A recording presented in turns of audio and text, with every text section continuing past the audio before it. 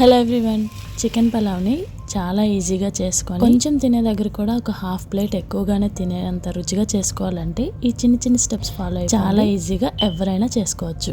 ఇక్కడ నేను 2 కప్పుల బియ్యానికి పలావ్ ఎలా తయారు చేసుకోవాలో కొలతలు చెప్తున్నాను.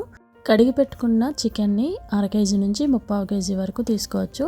దీన్ని ఇలా క్లీన్ చేసుకొని రుచికి సరిపడా ఉప్పు, కొంచెం పసుపు, 1 టీ స్పూన్ వరకు కారం, 1/2 స్పూన్ గరం మసాలా వేసుకొని చక్కగా కలుపుకోవాలి.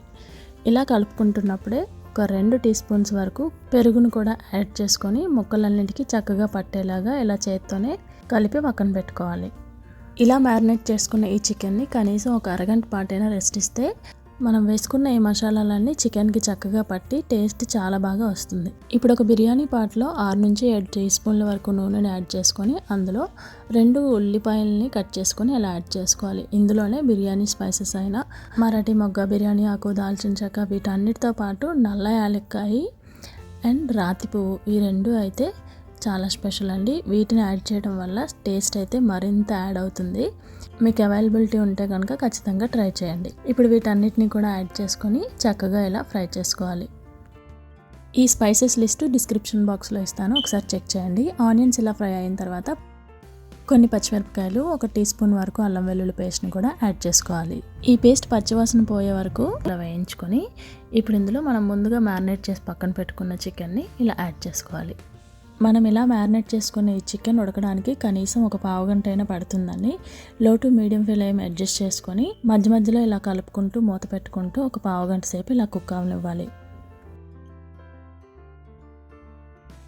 చూసారు కదా, చికెన్లో నుంచి ఇలా వాటర్ బయటకు వచ్చిన తర్వాత 1 టీ స్పూన్ వరకు ధనియాల పొడి, మరి కొంచెం కారం, ఇంకొంచెం ఒక 1/2 టీ స్పూన్ వరకు గరం మసాలాను కూడా యాడ్ చేసుకొని ఇంకోసారి బాగా కలుపుకొని మూత పెట్టుకోవాలి.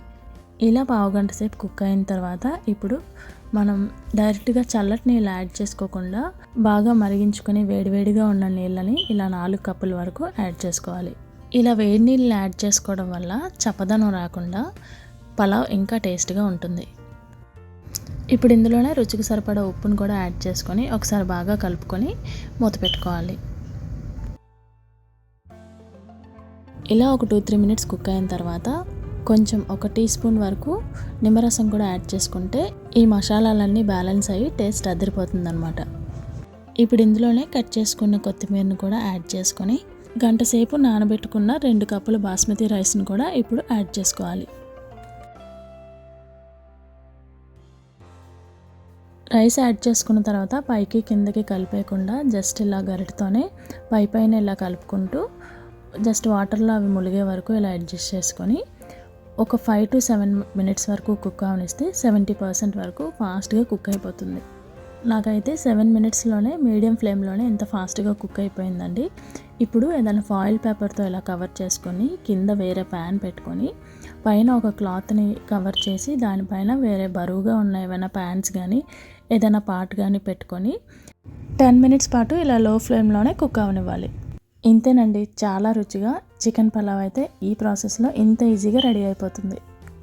మీరు ఒకసారి ఖచ్చితంగా ట్రై చేసి చూడండి. కాంప్లిమెంట్స్ మీకు ఇవ్వకుండా ఎవ్వరూ ఉండలేరు. టేస్ట్ అంత బాగా వస్తుంది.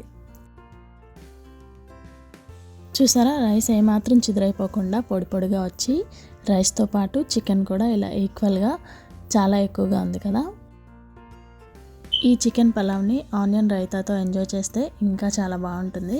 మరి మీకు నచ్చిందా ఈ యమ్మీ చికెన్ పలావ్? నచ్చితే ఒక లైక్ చేసి తప్పకుండా మీ ఫ్రెండ్స్ అండ్ ఫ్యామిలీతో షేర్ చేసుకోండి.